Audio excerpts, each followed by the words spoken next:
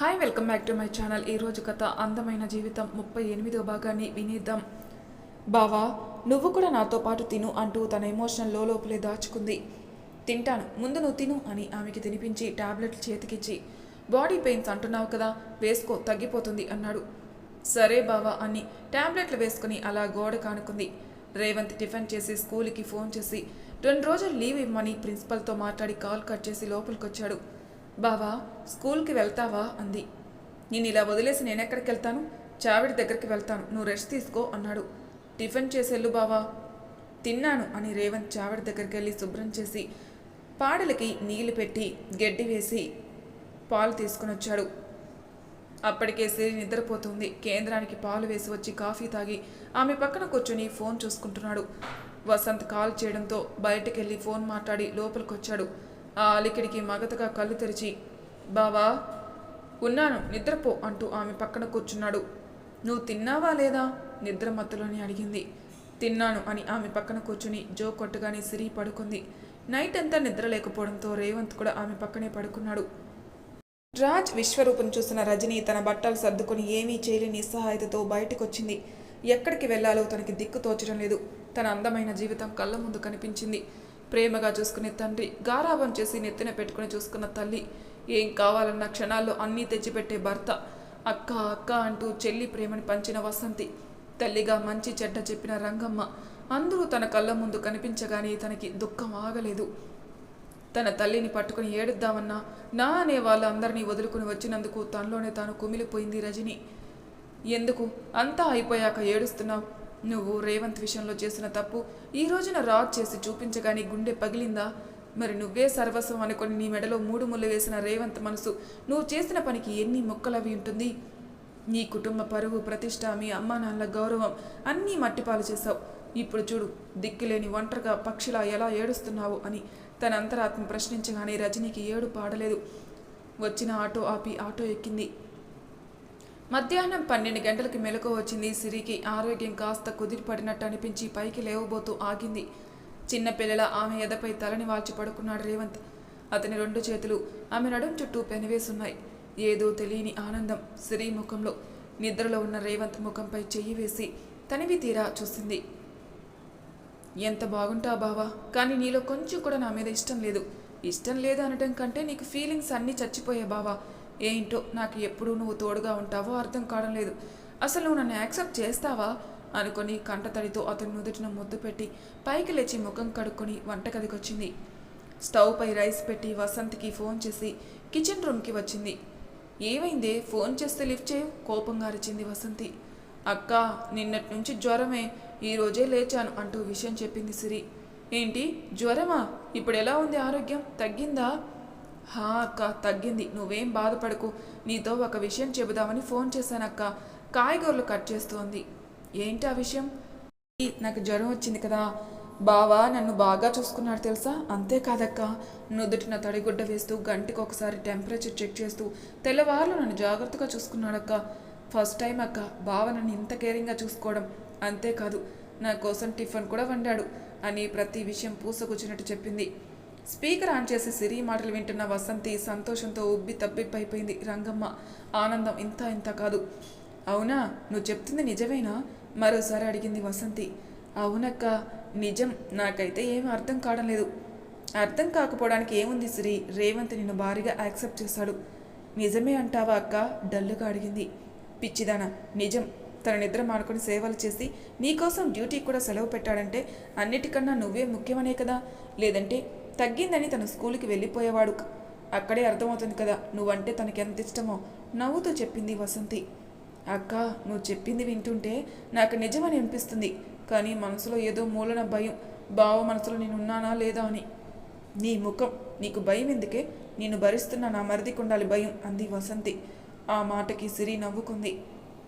ముందు నేను చెప్పింది చెయ్యి అని సిరికి కొన్ని సలహాలు ఇచ్చింది వసంతి. అక్క, ఈ విషయాలన్నీ నీకెలా తెలిసే ఆశ్చర్యంగా అడిగింది. నాకు అన్ని విషయాలు ఎలా తెలుస్తాయి? ఇవన్నీ మీ బావ దగ్గర నేర్చుకున్నాను.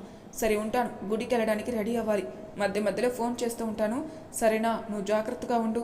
ఆరోగ్యం బాగుందని పనులు ఎక్కువ చేయకు. ఇద్దరు భోజనం చేసి రెస్ట్ తీసుకోండి అని వసంతి ఫోన్ కట్ చేసింది.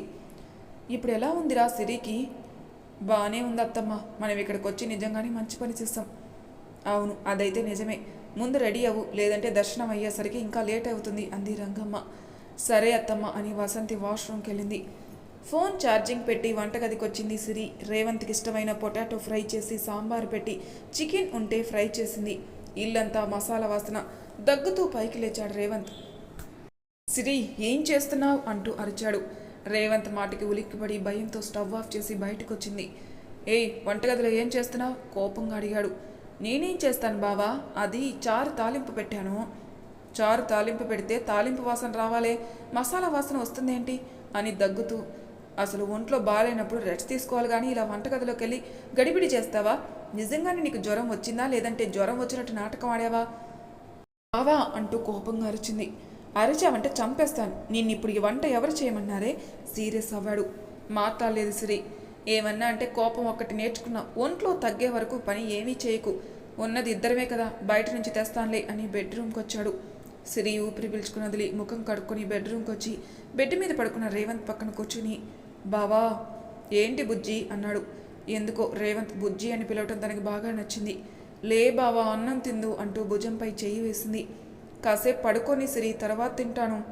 నిన్న మార్నింగ్ నుంచి ఫుడ్డే లేదు బావా, ఆకలేస్తుంది, దా భోజనం చేద్దాం అని బలవంతంగా రేవంత్ని డైనింగ్ టేబుల్కి తీసుకొచ్చి వంటగదికి వెళ్తుంటే, ఏయ్ ఎక్కడికే?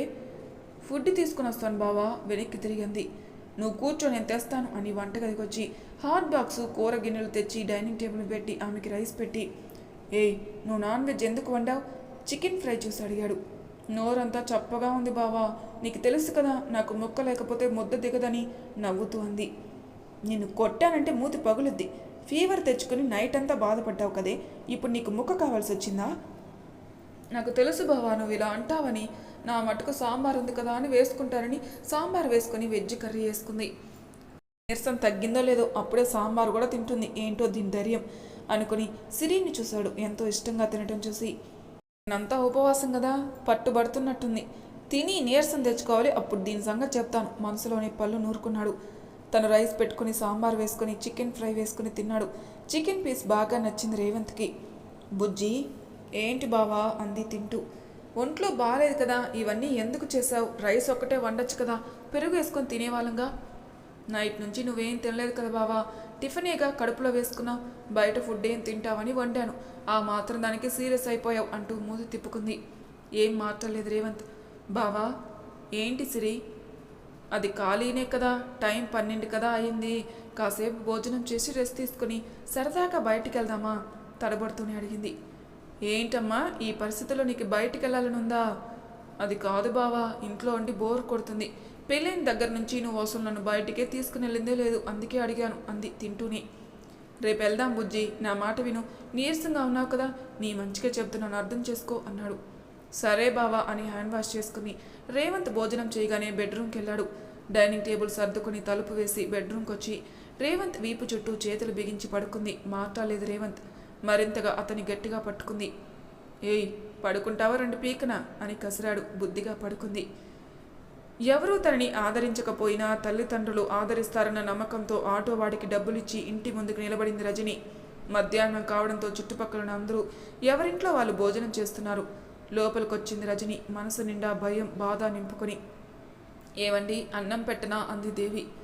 వద్దు దేవి, ఆకలి కాలేదు అని సోఫాలో కూర్చున్న రజని తండ్రి గుమ్మం బయట నిలబడిన రజనీని చూడగానే షాక్ అయ్యారు. ఏంటండి ఎన్నిసార్లు అడిగినా ఆకలి లేదనే చెబుతున్నారు, అసలు ఎందుకండి జరిగింది మనసులో పెట్టుకొని ఎన్ని రోజులని బాధపడతారు? ఏదో ఒకరోజు అమ్మాయి ఎక్కడుందో తెలుస్తుంది కదా అంటూ దేవి తన మాటలు ఆపేసింది. బోరున ఏడుస్తూ లోపలికొచ్చి తల్లిదండ్రుల కాళ్ళ మీద పడి వెక్కి వెక్కి ఏడ్చింది రజని. నన్ను క్షమించండి నాన్న, ప్లీజ్ మీకు దండం పెడతాను, నిజంగానే పాపిస్ట్ దాన్ని. నేను తప్పుడు మాటలు విని మీరు ఇచ్చిన బంగారు జీవితాన్ని కాదని మురికి జీవితాన్ని పట్టుకొని వేలాడినందుకు నాకు తగిన శాస్తి జరిగింది అని ఏడుస్తూ రాజు చేసిన మోసం చెప్పగానే ఆ పెద్దవాళ్ళు ఇద్దరూ లోపలే కుమిలిపోయారు. నాన్న నాతో మాట్లాడు నాన్న, లేదంటే నేను అసలు బ్రతకలేను, నాకెవరూ లేరు నాన్న, దిక్కుమాలిన బ్రతుకయింది అంటూ బోరున ఏడుస్తూ నెత్తి నోరు బాదుకుంటున్న కూతురిని చూడగానే ఆ పెద్ద ఆయన ఏమీ మాట్లాడలేదు. కోపంగా కూతురు చేతిని పట్టుకుని 2 చెంపలు వాయించింది దేవి. చెయ్యాల్సిందంతా చేసి ఇప్పుడు మా దగ్గరకు వచ్చి ఎందుకే ఏడుస్తున్నావు? నీ వల్ల మేము ఎన్ని బాధలు పడ్డాము, ఎంతగా ఏడ్చాము నీకేం తెలుసు? వాడు తప్పు చేస్తేనే కానీ నీ కన్న వాళ్ళు నీకు ఉన్నారనే విషయం గుర్తుకు రాలేదా? నిలదీసింది కూతుర్ని. మీకు చాలాసార్లు ఫోన్ చేశానమ్మా, కానీ మాట్లాడే ధైర్యం చేయలేకపోయాను. ప్లీజ్ మీ కాళ్ళు పట్టుకుంటాను, నన్ను క్షమించండి అమ్మా అని ఓపికంతా పోయే వరకు ఏడుస్తూనే ఉంది. కూతురు ముఖం చూడలేకపోయారిద్దరు. మునుపటి అందం లేదు, మనిషి అంతా బక్కచిచ్చిపోయి అదో రకంగా కనిపించింది. దేవి, ఏంటండి? అమ్మాయికి పట్టిన మలినమంతా వదిలించి లోపలికి తీసుకుంటా, ఇల్లు కూడా శుభ్రం చెయ్యి అని చెప్పి ఆయన కోపంగా బయటికెళ్లారు. బిడ్డలు ఎన్ని తప్పులు చేసినా ఆదరించి కడుపును పెట్టుకుని చూసుకునేది అమ్మా నాన్న. వాళ్ళకి తప్పదు. నేను చేసిన తప్పుకి నన్ను అసలు ఇంట్లోకి రానివ్వరేమో అనుకున్నాను, కానీ మా నాన్న అమ్మ నా మీద బెంగతో ఎంతలా అయిపోయారు. నిజంగా నేను ఎంత పెద్ద తప్పు చేశాను. ఆ మాయలోడి మాటలు విని మంచి జీవితాన్ని కోల్పోయాను. మనసులోనే బాధపడింది రజని. తడి జుట్టుకి క్లిప్ పెట్టి తన రూమ్లోని బెడ్ మీద కూర్చుని డ్రా చేసిన మోసం తలుచుకుంటూ, వాడు చేసిన తప్పుకి నేను ఇంతలా బాధపడుతున్నాను కదా, మరి రేవంత్ ఎలా రియాక్ట్ అయి ఉంటాడు అనుకుని రేవంత్ ముఖం తలుచుకుంది. తనకి నచ్చిన బట్టల దగ్గర నుంచి తినే తిండి వరకు అన్నీ కొనిపెట్టి చివరికి తన కష్టార్జితం కూడా ఆమె చేతిలో పెట్టడం అన్నీ తలుచుకుంది. ఏడుపు ఎంత వచ్చినా ఏం లాభం? కూతురు లోపల ఒక్కతే కూర్చుందని తన గది వరకు వచ్చిన దేవి గారు రజని ఏడవడం చూసి లోపలికొచ్చారు. బంగారం లాంటి జీవితం కాదనుకొని ఇప్పుడు ఎందుకే ఏడుస్తున్నావు? ఏం చేయనమ్మా, ఏడవడం తప్ప ఇంకేమీ చేయగలను. తల్లి కానీ మంచి కోరి మంచి సంబంధం చూసి ఒక ఇంటి దాన్ని చేశాం. దేవుడు లాంటి భక్తి దొరికాడు నీకు, కానీ ఏం సుఖపడ్డావు? వాళ్ళను కూడా బాధ పెట్టావు. మంచి వాళ్ళకి అన్యాయం చేస్తే ఇలానే ఉంటుంది. ఆ రేవంత్ మంచి మనసు ఉన్న గొప్ప మనిషి. తనకంత అన్యాయం చేశావు కాబట్టి ఆ రేవంత్ ఊసురు నీకు తగిలింది అని తిట్టింది దేవి. తల్లి మాటలకి నిజమే అనుకుని లోపలే బాధపడింది. ఇప్పుడైనా బుద్ధి తెచ్చుకో. డబ్బు చూసి అహంకారం వచ్చిందంటే జీవితాలు ఇలానే నాశనం అవుతాయి అని గడ్డిపెట్టి బయటికెళ్ళింది. రేవంత్ని గట్టిగా పట్టుకుని పడుకున్న సిరికి మెలకు వచ్చి బయట ఎడతెరపుగా వాన గట్టిగా కురుస్తోంది. ఒకవైపు ఉరుములు. సడన్గా ఈ వర్షం ఏంటి ఇంత గట్టిగా వస్తుంది అనుకుని హాల్లోకి వచ్చి టైం చూసింది. 5:30 అవుతుంది. దేవుడా, మెలకువ రాలేదేంటి అనుకుని గుమ్మాలు తుడిచి లోపలికొచ్చింది. బయట చావిట్లో పాడిలు ఎలా ఉన్నాయో ఏంటో అనుకుని పాలు తీసే టైం అయిందంటూ గొడుగు వేసుకుని పాల క్యాన్ పెట్టుకుని చేవడి దగ్గరికి వెళ్ళింది. పాడిలు షెడ్లో ఉన్నాయి. వాడికి గడ్డి వేసి పాలు తీసింది. నీళ్లు చూపించింది, కానీ అవి తాగలేదు. ఒకవేళ నేను పడుకున్నప్పుడు బావగాని పెట్టాడేమో అనుకుని పచ్చగడ్డి వేసి ఇంటికొచ్చింది. రేవంత్ ఇంకా నిద్రపోవడం చూసి వంటగదికొచ్చింది. నైట్కి వంట చేసే పని లేదు. ఒక పక్క కాఫీ పెట్టి స్నాక్స్, ఎగ్స్ ఉంటే న్యూడిల్స్ చేసింది. ఉరుములకి మెలకు వచ్చింది రేవంత్కి. పక్కన సిరి లేకపోవడంతో కంగారుగా బయటకొచ్చి చూశాడు. వంటగదిలో ఆమె పని చేస్తుండడం చూసి ఊపిరి పీల్చుకొని సిరి కేసు చూశాడు. ఓరగా కనిపిస్తున్న ఆమె నడుము చూస్తూ ఉండిపోయాడు. న్యూడిల్స్ అవడంతో స్టవ్ ఆఫ్ చేసి రేవంత్ చూడగానే, బావా ఎప్పుడు లేచావు? చిరునవ్వుతో అడిగింది. ఇప్పుడే. ఏం చేస్తున్నావు లోపల అంటూ వంటగదికి వచ్చాడు రేవంత్. అది బావా, వర్షం వస్తుంది కదా అని న్యూడిల్స్ చేశాను. ఫేస్ వాష్ చేసుకొనిరా బావా, తిందు. సరే అని సిరి దగ్గరకు వచ్చి నుదుటిన చేయి పెట్టి చూశాడు. ఫీవర్ ఏమీ లేదు. బాడీ పెయిన్స్ వస్తున్నాయా అన్నాడు. లేదు బావా, తగ్గింది. ఇప్పుడు అంతా నార్మల్గానే ఉంది. సరే, ఎందుకైనా మంచిది, ట్యాబ్లెట్లు వేసుకో అని ఫేస్ వాష్ చేసుకుని సోఫాలో కూర్చున్నాడు. పక్కనే ఉన్న కిటికీ కర్టెన్స్ తెరిచి జోరున వర్షం కురుస్తున్నా చూసి వసంత్కి కాల్ చేశాడు. అక్కడ వాతావరణం ఎలా ఉంది ఏంటి అని అడిగి జాగ్రత్తలన్నీ చెప్పి ఫోన్ కట్ చేశాడు. బావా, నేను పడుకున్నప్పుడు నువ్వు చావిడి దగ్గరికి వెళ్ళావా? న్యూడిల్స్ ప్లేట్స్ చేతికిస్తూ అడిగింది. వెళ్ళాను బుజ్జి. 3 గంటలకు వెళ్ళి గడ్డి అవన్నీ వేసి శుభ్రం చేసి వచ్చాను. పాలు తీయడానికి టైం ఉంది కదా అని పడుకున్నాను. ఈలోపే నిద్ర పట్టేసింది. అసలు మెలకువే రాలేదు. ఇప్పుడు వెళ్ళి పాలు తీయాలి అన్నాడు. వెళ్ళు, నీకు 2వసారి గేదెలు పాలు ఇస్తుంది అని మరి నవ్వుతూ ఉంది. నువ్వు తీసావా పాలు అన్నాడు. తీశాను బావా, కానీ ఆవు ఇవ్వలేదు. కొత్త కదా, తన్నుతుంది. అది భయం వేసి వచ్చేసాను. సర్లే, పొద్దున్న నేనే తీస్తాను అని న్యూడిల్స్ తింటూ ఆమెను చూశాడు. నువ్వు తెచ్చుకోలేదా న్యూడిల్స్? ఎగ్ వేశాను కదా బావా. నువ్వే కదా అన్నావు నాన్ వెజ్ తినద్దని. నేను ఎలా తింటాను? తిన్నా నా మీద పడి కరుస్తావు. నీ కోపం నాకు తెలీదా? ఏడవకు, తెచ్చుకొని తిను అన్నాడు. నువ్వు తినిపించవచ్చు కదా. సరేదా అని తను తింటూ ఆమెకి తినిపించాడు. బావా, బాగా చేశానా అంది. నీకన్నా బయట పెట్టే ఫాస్ట్ ఫుడ్ నయమే, తక్కువ టైంలో రుచిగా చేస్తారు. ఇదేం బాగుంది, అంతా చప్పగా ఉంది. ఒకవైపు న్యూడిల్స్ పట్టుపడుతూ అన్నాడు. కోపం వచ్చింది సిరికి. నిన్ను కాదు అంటూ అతని కొడదామని ముందుకు జరిగింది. వెంటనే ఆమె 2 చేతులు పట్టుకుని మీదకు లాక్కున్నాడు. బావా వదులు అంది గించుకుంటూ. వదల్ని, ఏం చేస్తావు? ఆమె చేతిని గట్టిగా పట్టుకుంటూ అన్నాడు. బావా చేతులు నొప్పిగా ఉన్నాయి బావా అంది. మరి ఎందుకే నాతో గొడవ పెట్టుకోవాలని చూస్తావు? పీక నొక్కానంటే దెబ్బకి చచ్చూరుకుంటావు అన్నాడు. ఆ మాటకి బాధగా చూసింది సిరి. నేను చేస్తే నిన్నెవరు చూడరు, ఆ విషయం గుర్తుపెట్టుకో. ఏంటే బెదిరిస్తున్నావా? నన్ను చూసుకోవడానికి ప్రాణంగా చూసుకునే మా అన్నయ్య, వదిన, మా అమ్మ ఉన్నారు. ఈవిడిగారు లేకపోతే నన్నెవరు చూడరంట.